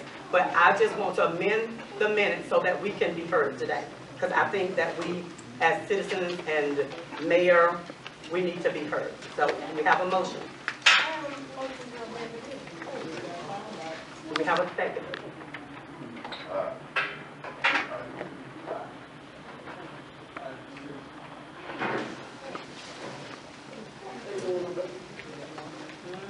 This is the cooperation that I get on a daily basis with the council. I don't want to appear hostile, but I want the citizens to know this is how it's done every day. It's a shame that the mayor don't have no say-so in anything. Ms. Williams, everybody else can come up there to the city hall, can run around there. Dorothy can put her folder in my face today and nothing be done about it. But I'm giving a trespassing warning, only because I was trying to see the bill for today. But this is the cooperation that I get. Either it's no cooperation or silence. You know, I can't operate. I was elected by the people to do a work for the city. And I can't do anything. Every time I turn around, it's Mr. Mogul in my face. Because at first she was afraid of me until we made her city manager. Now she's all up in my face and walking all around me like she is not afraid of anything now. I cannot get anything done. I can't walk in the city hall without somebody saying, are you recording me? But from my understanding, the last council meeting we had, I was the one that was on the recorder. Being taped for something I did at 4:30. But only thing I asked them to do today, LaVon, didn't I ask you for us to go and get some education so that we'll know how to govern by our charter, to do it the right way? I said, because we're gonna continue to look like fools. Ms. Dorothy Williams, Councilman Williams said, oh, you calling me a fool, you calling us a fool. No, I wasn't. I'm just trying to get the city back on the right track. But how can I do it if I'm not given a chance? I'm not given not a chance, a step of a chance. Mr. Mayor, I understand that, and that's been hashed about numerous times. Council, they voted, I think according to the charter, we've gone through all that. I think it's no good for you to Got to rally the crowd here. I think we need to go along with it. No, I'm not trying to rally the crowd.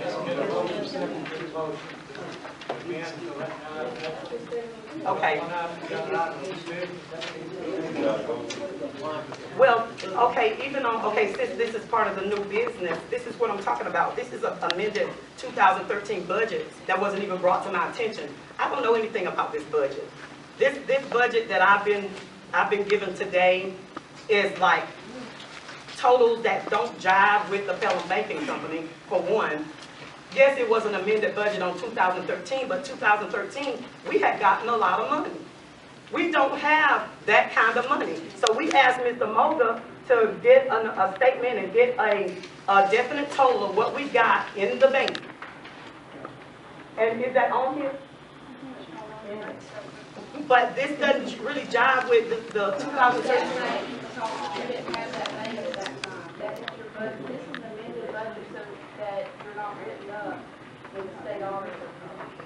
Okay, so whenever you have to take money from one department and put it in another department to balance the 2013 budget. But this budget My still. street department had no money in it.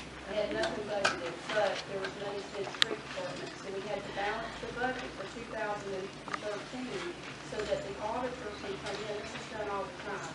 In government, the budget fluctuates. Right, they fluctuate, but out of 3 months, we haven't had a chance to give us a living budget, like what we're actually working on. Y'all adopted 2012, but we had to get 2013 adjusted in order to pass the state office. So 2013 has been balanced all out. And that's the auditor's intentions if y'all approve this budget. And we worked on it. Okay, well, I just hate that I have to bring this up in the council meeting because I don't get any cooperation. And that's my thing. I didn't know anything about the amended budget until I got my packet.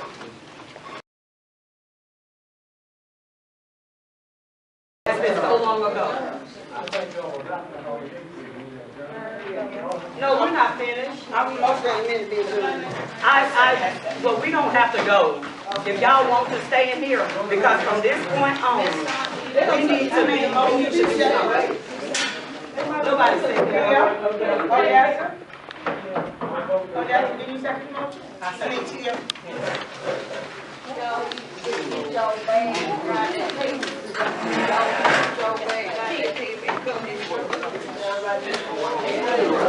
I don't think this is right. But y'all don't have to go because this is not right. Y'all can go ahead and voice your opinion. What we got to do, or y'all as citizens, got to stick together.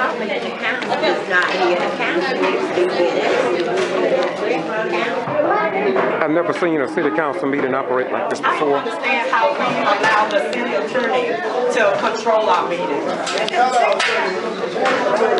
They already, see, all of this was done without my say-so. This is what he do when he don't want to answer. He don't want to ask questions. You see, this guy, He's not even our attorney. That's not an attorney. this guy he sends somebody in every time. Because you went to this meeting Saturday, and this is why he sent him, because he don't want to answer your question. It's the reason that he didn't come. That's right. He already know what it is. We didn't talk about Chief Rawls. When did we get to talk about that? That was the agenda. Yeah. That's why they left out. Right. He's been in here 22 years. When everybody else left, he was here. Yeah. It doesn't matter who came and who went. That's right. He was here. He lives here. He lives here. And his And family. he's been fair. Now everybody on that council member know him. You know him. So why are you taking sides with somebody else when you know what he do? He's a good police officer. And I brought that to their attention. That's what they But don't it's like. okay. I brought it to their attention. I said, this man was here when we had nobody. When everybody else had resigned, he was here. I said, we ought to at least give the man a fair chance to appeal to the council like we allowed Renee. They told me that on reading the letter, he was terminated for Georgia at will state. Okay, I terminated Renee Boyd on those same grounds. Okay, what is that? What is Georgia at will Georgia state? at will. They can fire you. You don't have to have a reason to fire them. But if you get a lawyer, they got to have a reason for it.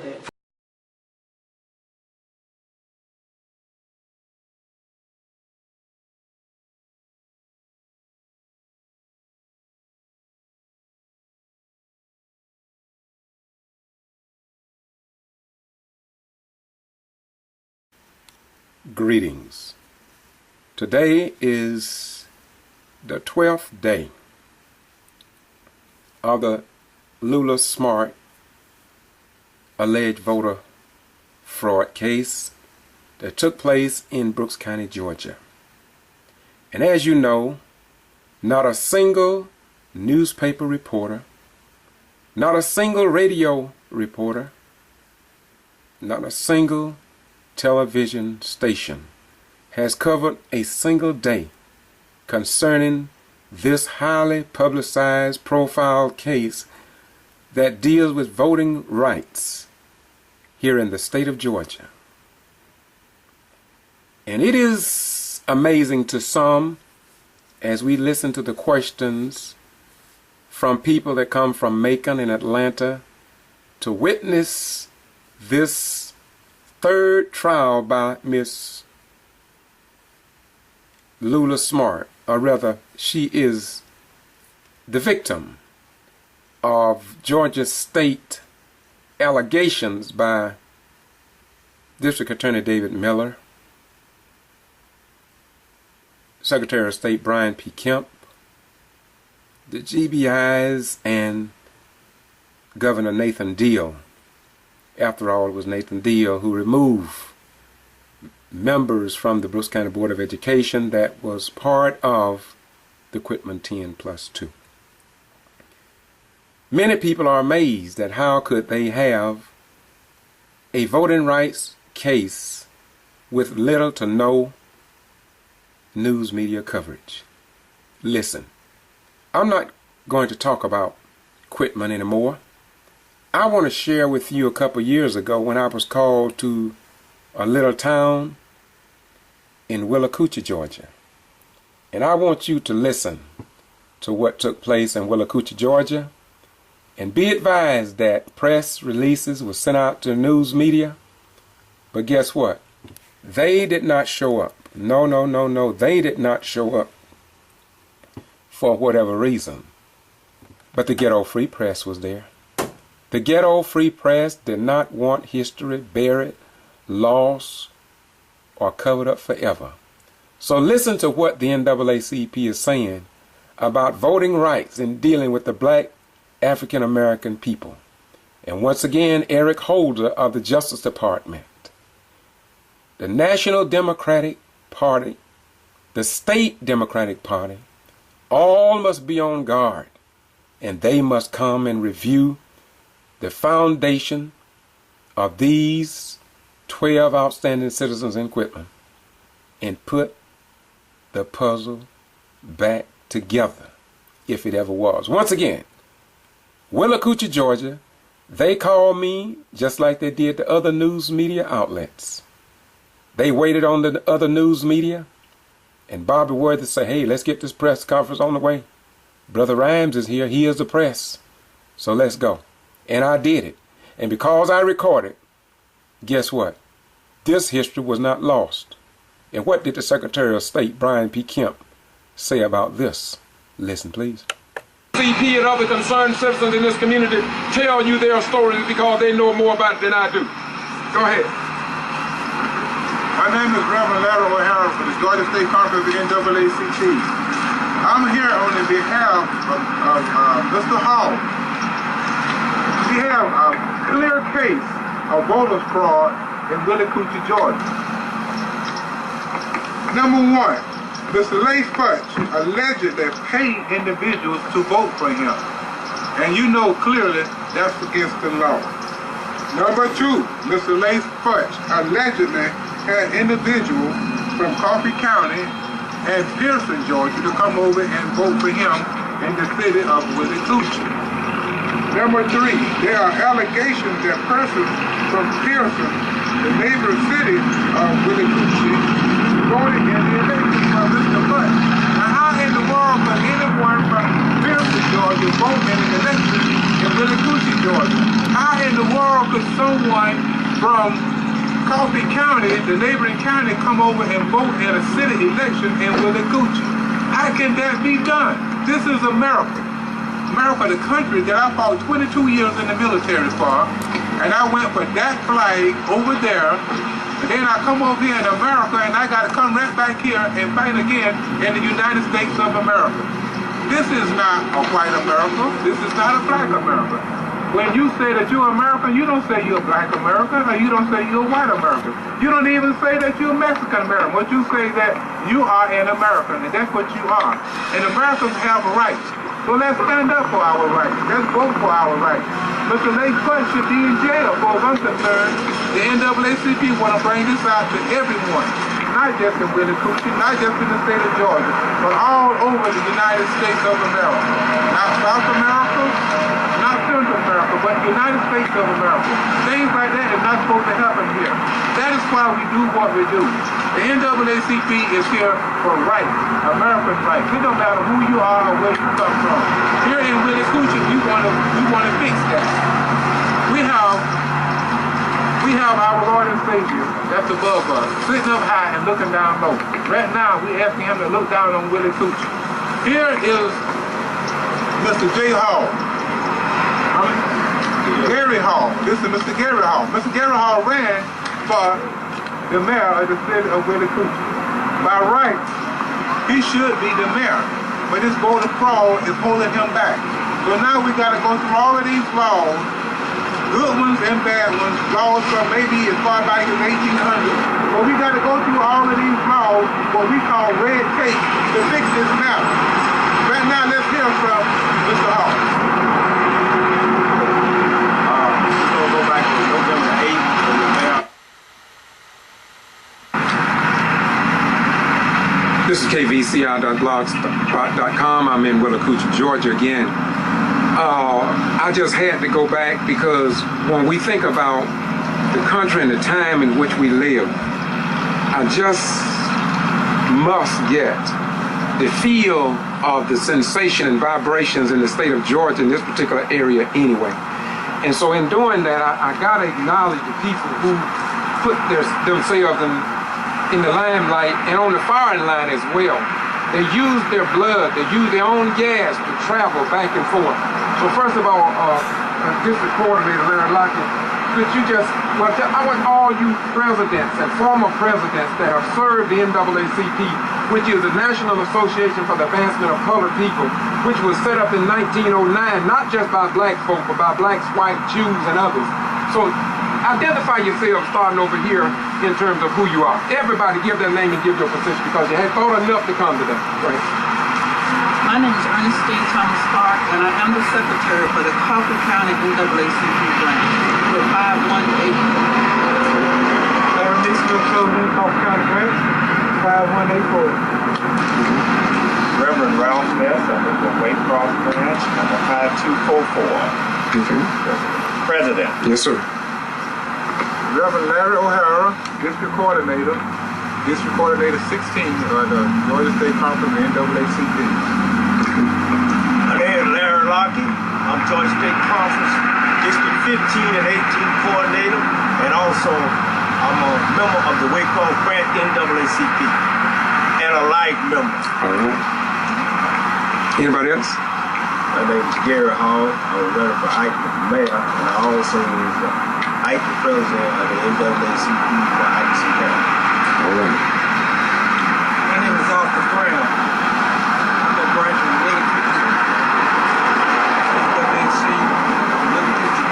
All right. Okay. My name is Bobby Brown. I'm a member of the Action County NAACP. Thank you, sir.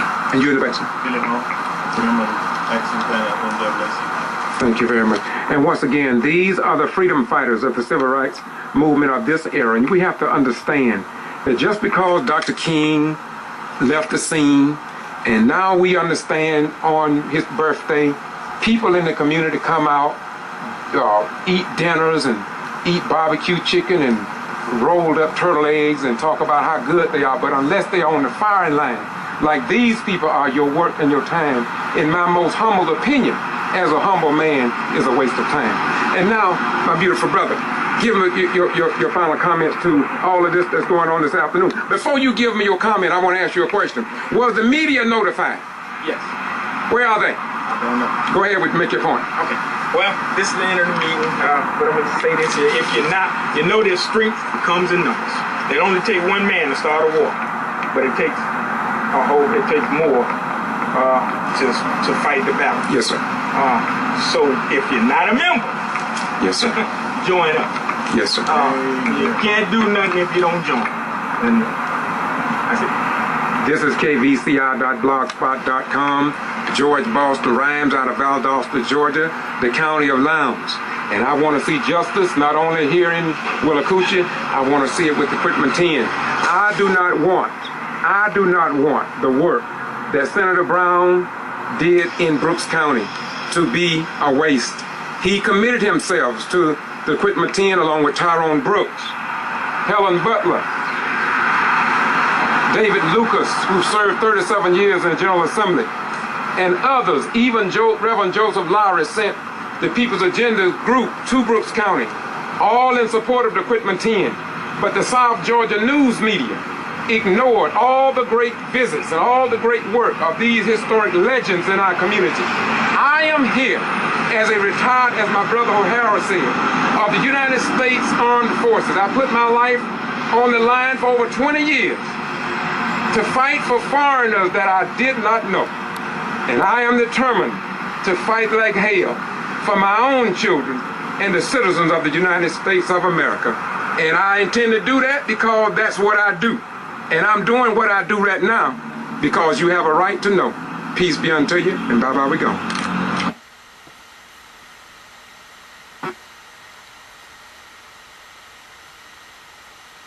I'm George Boston Rhymes, a community concerned citizen.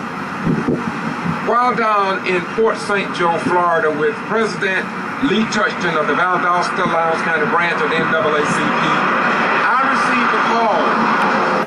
Yes, I received a call from the late Senator Robert Brown, the man who accompanied Representative Tyrone Brooks down to Brooks County in support of the Quitman 10+2, when no news media had a single good thing to say about the Quitman 10+2.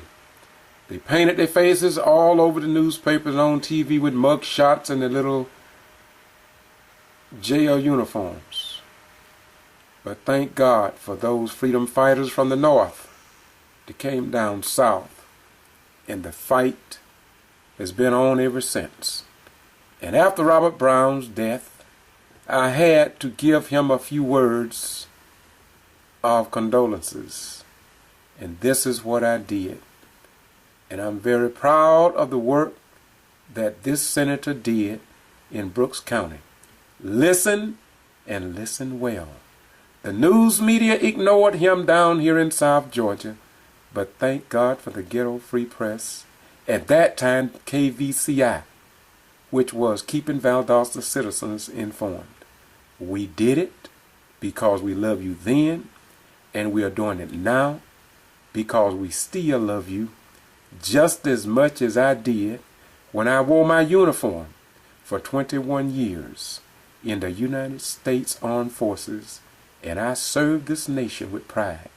Now listen as I talk about the late Senator Robert Brown. Listen, and listen well. I did it because he was worthy of such honor. Yes, the late Senator Robert Brown had died, and it grieved me dearly. Many will question the manner in which he died, but to this individual, what is more important to me is how he lived his life as a senator, as well as a candidate for mayor of Macon, Georgia. This will be a brief cut in honor of Senator Brown. To me, he was a hero.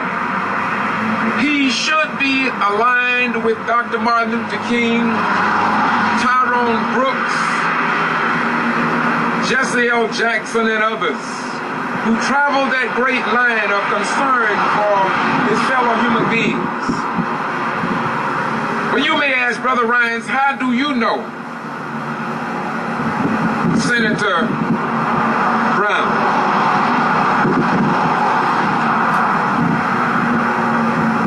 When the Quitman 10 were arrested for alleged voter fraud, Senator Brown was instrumental in giving the Quitman 10 and the citizens of Valdosta some relief along the lines of justice and media exposure, along with the examiner out of Macon, Georgia, Mr. David up there. When we journeyed to the Georgia Capitol with some of the Quitman 10, Robert Brown, or Senator Brown, was there. We met, took pictures, took pictures and dialogue in the state capitol. We went to the floor of the General Assembly and we listened in. Me, some of the NAACP, the president of the SCLC, Reverend Rose, but Senator Brown was the key force to draw attention to what had happened here in Brooks County. It was Senator Brown who spearheaded and came to Quitman, Georgia, along with Tyrone Brooks, David Lucas, Helen Butler, and others, to try and put a face on poverty and election disenfranchisement of voters. But you don't know nothing about that, because the South Georgia news media, including the Quitman Free Press and the Valdosta Daily Times, and all television stations made sure that nothing was reported. Senator Brown also was instrumental in having the Quitman 10 to go to Savannah. Big rally in Macon. Came back to Quitman with nearly 200 people. But all was a whiteout here in South Georgia, because South Georgia don't have a news media that is sensitive to the black African American and the poor white citizens' experience and problems. In my most humble opinion, and I'm available to be challenged even on national news, to see and examine what historical facts do I base that upon. CNN, MSNBC, none of those major news media networks came when we had civil rights heroes and sheroes to journey to Quitman. In fact, we have had a whiteout of the G.B.R. allegedly intimidating the citizens over in Brooks County. CNN didn't care. Nobody seems to care. But Senator Brown cared. And so regardless of how Senator Brown died, more importantly to me is how did he live? How did he live, and what did he stand for? Did he respect freedom of speech, freedom of the press, and the right to vote? Did he stand for that? And if you ask the citizens in Brooks County, they will say yes. Yes, yes. Because when the news media would not tell the citizens in Brooks County's story, Representative Tyrone Brooks, Representative David Lucas, and others gave a listening ear to what's going on throughout the South concerning black African Americans' right to vote, concerning the disrespect of the president, the 44th president of the United States of America. A new precedent has been set in the United States of America. And Senator Brown addressed that issue that no president in the history of this United States of America has received the negative comments and threats as President Barack Hussein Obama. He was not afraid, nor did he punk out under pressure. And so I came today to stand before this flag of the United States of America, where we all, black and white and Christian and Muslims and Jews and others, have all gave their blood through sacrifice, that this republic will still be standing. Senator Brown was disrespected here in Brooks County, disrespected in South Georgia in general, but he is and always will be in the archival record of South Georgia on Boston G.B.R, on kveci.blogspot.com. We will make sure that Senator Brown received the recognition that the South Georgia news media should have given him in the Serenity Museum, as well as Valdosta Museum and the library in Quitman. We will work to see that done, because he stood with the oppressed people at this dispensation. And now I want to close this note out to the family of Senator Brown. Our condolences go out to you, and we say to you, don't be ashamed. Hold your head up high. We don't know what was in that man's mind, but there's one thing we do know, because I have it on video. He talked about what was happening with the black-faced people, and that we still has a long ways to go. He addressed that concern publicly, but the South Georgia and CNN and other news media outlets, not only in Georgia, but across the nation, ignored the great words and the connectiveness he gave to the Quitman 10. The Quitman 10 that everybody seemed to be ignoring, including 60 Minutes, 48 Hours, and a host of others. They are ensuring that the whiteout continues. But there are some of us that will continue to fight until truth becomes a real reality in the United States of America. And so we close by saying to you, we do what we do because we love the United States of America. And when you love America, you will work to make America a better place to live and raise your children. This is kvci.blogspot.com saying to you, bye-bye, we gone. And to the family of the late Senator Robert Brown, thank you for coming to South Georgia. When they tried to ignore us, you were there.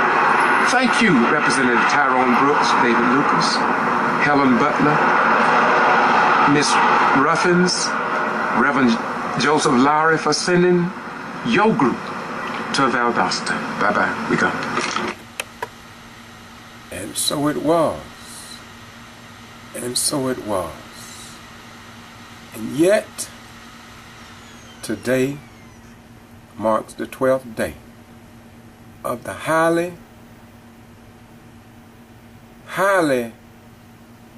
disgraceful case against Miss Lula Smart and the Quitman 10+2 saga continues. We must wait now, and we'll see what God will do to relieve the pressure of these outstanding Brooks County citizens. They have done nothing wrong. The people who investigated them, they know the truth. And we who have been in the courtroom for these last 12 days, without any news media coverage, we see what the real deal was. And yet, it seems as if though a tree fell in the forest, and the news media telling us that the tree never fell and that the forest does not exist, simply because they never went into the forest to see the problems facing the black man, the black woman, and their children sitting beneath the tree. They witnessed the tree when it fell. They know the forest so well, but yet the scribes of this dispensation across this nation will not report the truth. And so in the eyes of the world, they are looking at us and they are saying, free press what? Freedom of religion what? They are asking a question now. Don't get mad with America. Don't get mad with her. Don't get mad with your neighbors. Don't get mad with different political parties. But just thank God. Praise God and be thankful for what's written in the volume of sacred law, volume of sacred law. Remember that. Be thankful. Because the Bible said there's nothing hidden that will not be revealed. And therefore, sooner or later, the entire world will look out into the field.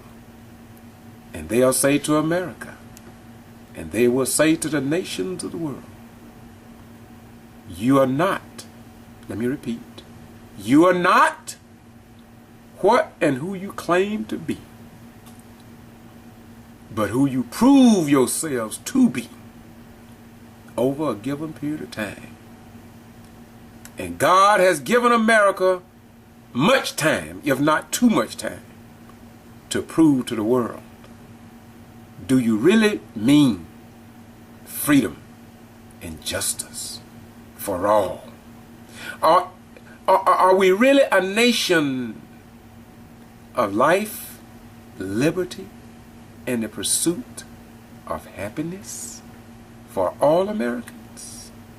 Do we really mean it when we say I pledge allegiance to the flag of the United States of America and to the republic for which it stands, one nation, not one political party, one nation under God, indivisible, with liberty and justice for all, not just for those who are in the clique and among the slicks and various legal fraternities?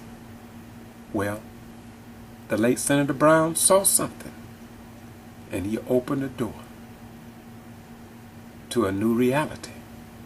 But the scribes, as they were in Jesus' day, they thought that they could keep truth from you because they know, like Jesus knew, and ye shall know the truth, for the truth shall set and make you free. And because those who oft to see the wizard don't want you free, they want you to take a trip to see the wizard.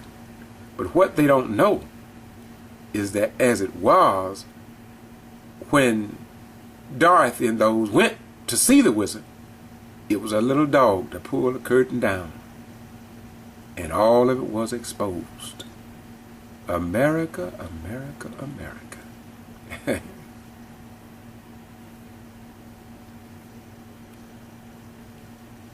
The lights will go out on you unless you change your ways. Bye-bye. We come.